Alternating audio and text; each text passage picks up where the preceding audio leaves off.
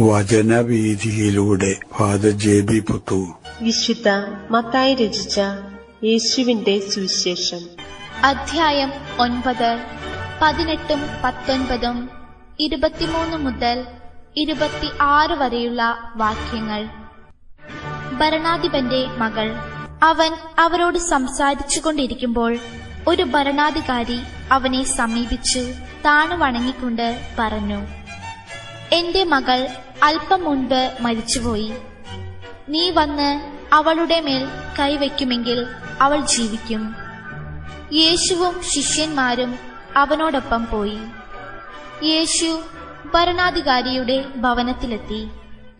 കുഴലൂത്തുകാരെയും ബഹളം വയ്ക്കുന്ന ജനങ്ങളെയും കണ്ട് പറഞ്ഞു, നിങ്ങൾ പുറത്തു പോകുവിൻ, ബാലിക മരിച്ചിട്ടില്ല, അവൾ ഉറങ്ങുകയാണ്. അവരാകട്ടെ അവനെ പരിഹസിച്ചു.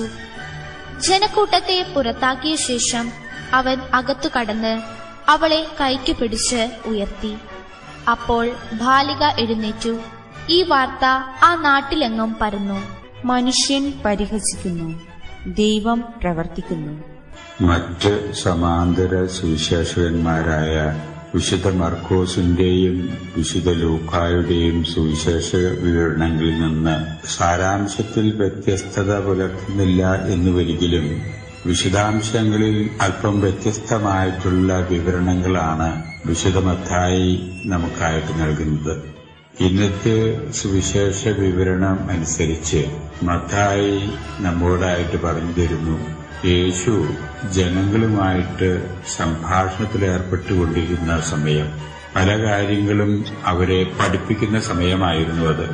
ആ സന്ദർഭത്തിലാണ് ആ നാട്ടുകാരനായ ഒരു ഭരണാധികാരി വളരെ ദുഃഖഭാരത്തോടുകൂടി യേശുവിനെ സമീപിച്ച് അഭൂതപൂർവമായിട്ടുള്ള ഒരു അപേക്ഷ യേശുവിന്റെ മുമ്പിൽ വയ്ക്കുന്നത്.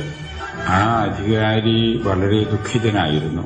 അധികാരിയുടെ ആവശ്യം, തന്റെ മകൾ അല്പസമയം മുമ്പ് മരിച്ചുപോയ തന്റെ മകളെ യേശു വന്ന് വീണ്ടും ജീവിപ്പിക്കണം. ഇതായിരുന്നു ആ ഭരണാധികാരിയുടെ ആവശ്യം.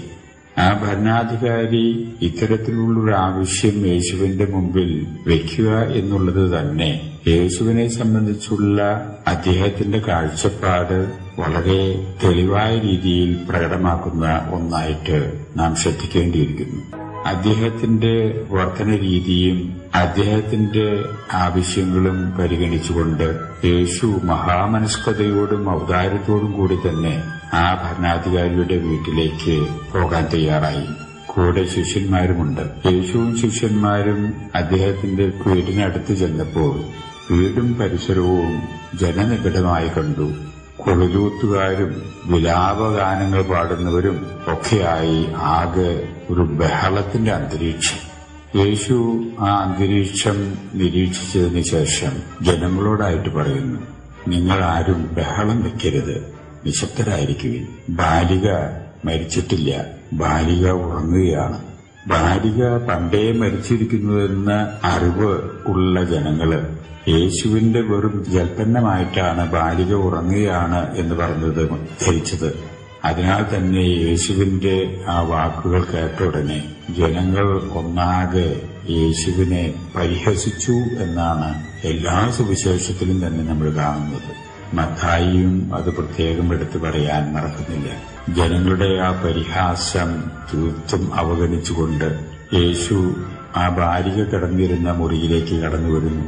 ബാലികയ്ക്ക് വേണ്ടി പ്രാർത്ഥിക്കുന്നു. ആ ബാലികയെ കൈപിടിച്ച് എഴുന്നേൽപ്പിക്കുന്നു.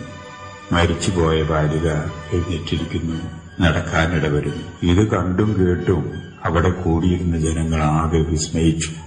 സ്വാഭാവികമായിട്ടുള്ള ഒരു വിസ്മയപ്രകടനം. ഇത് യേശുവിന്റെ തുടർന്നുള്ള പ്രവർത്തനത്തിന് ഒരു സഹായകമായി തീർന്നു എന്ന് തന്നെ പറയാം ഈ അത്ഭുതകൃത്യം. ഇവിടെ ഒരു കാര്യം നമ്മൾ ശ്രദ്ധിക്കുന്നത് നല്ലത്. മനുഷ്യൻ പരിഹസിക്കുന്നു, ദൈവം പ്രവർത്തിക്കുന്നു.